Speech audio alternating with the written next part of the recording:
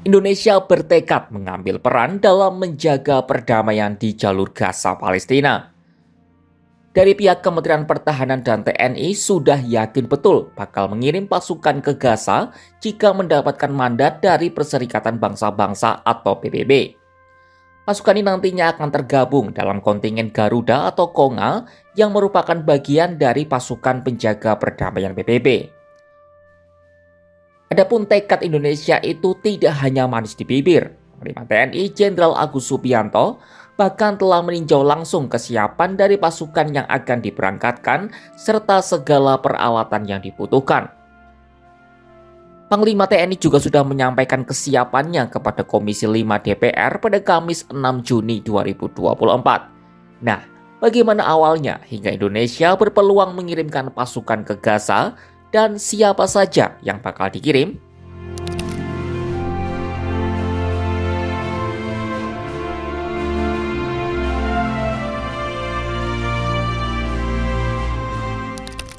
Semua diawali oleh pidato Menteri Pertahanan RI Prabowo Subianto dalam acara IISS Shangri-La Dialog 2024 di Singapura.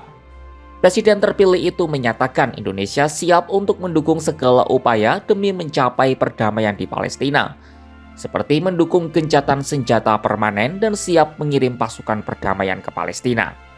In the meantime, we are prepared to do whatever we can to provide humanitarian assistance, as well as when needed and when requested by the United Nations, we are prepared to contribute significant peacekeeping forces to maintain and monitor this prospective ceasefire, as well as providing protection and security to all parties and to all sides. Prabowo juga turut menyampaikan pesan dari Presiden Jokowi yang menyatakan siap untuk memberi pelayanan medis kepada warga Gaza.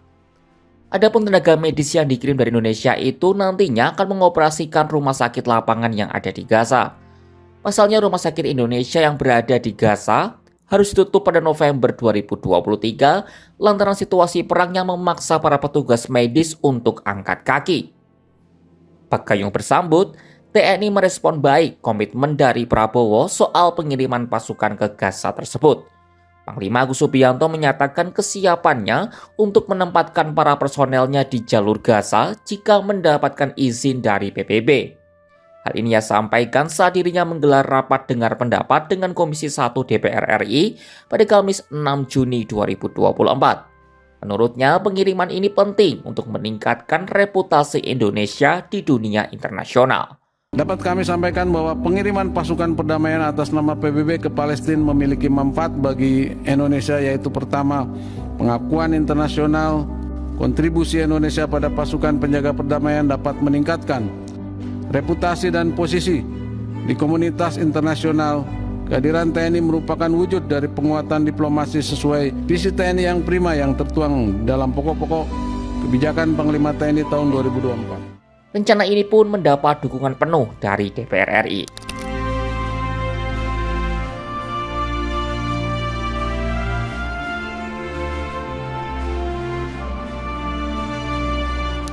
Keesokan harinya atau pada Jumat 7 Juni 2024, Agus langsung meninjau kesiapan pasukan dengan mengunjungi Batalion Kesehatan 1 Kostrad di Bogor.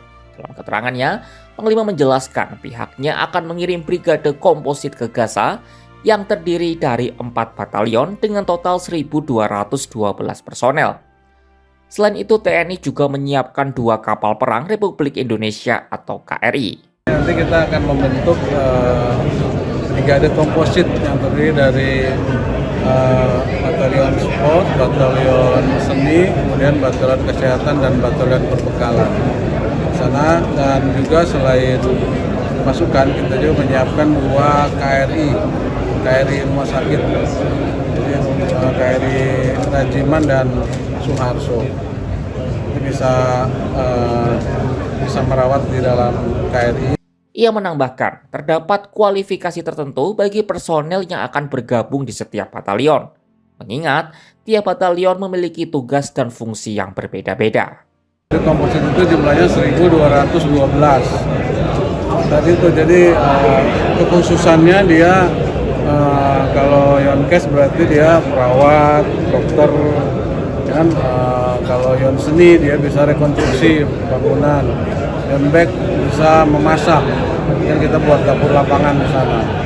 Kemudian Yon Support dia tetap pasukan yang akan mengamankan pasukan-pasukan yang memberikan pelayanan tersebut karena di sana masih konflik, jadi tetap kita membutuhkan pasukan untuk mengamankan pasukan kita yang membantu. Sementara itu, Wakil Menteri Pertahanan Muhammad Herindra menjelaskan, proses pengiriman pasukan masih menunggu waktu yang cukup lama karena masih menunggu mandat dari PBB. Kabarnya, persiapan akan memakan waktu sekitar 6 bulan.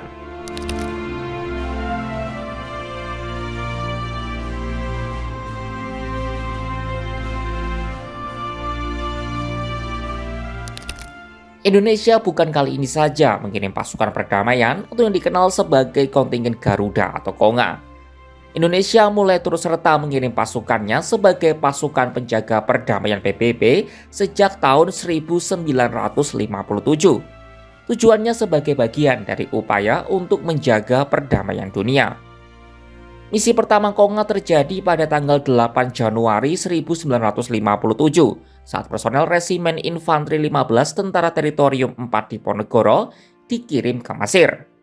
Kala itu kontingen Garuda berkekuatan 559 pasukan dan dipimpin oleh Letkol Infanteri Hartoyo yang kemudian digantikan oleh Letkol Infanteri Suwadi Suromi Harjo. Sejak itu, Indonesia rutin mengirim pasukan perdamaian ke berbagai negara di dunia yang sedang berkonflik seperti Vietnam, Kongo, Timur Tengah, Namibia, Somalia, dan lain-lain. Lalu, apa tugas mereka di negeri orang? Nah, berdasarkan situs resmi PBB, pasukan penjaga perdamaian PBB memiliki beberapa tugas. Di antaranya adalah melindungi warga sipil, mencegah konflik makin meluas, membangun supremasi hukum dan institusi keamanan, mempromosikan hak asasi manusia, memberdayakan perempuan, dan memberikan dukungan lapangan.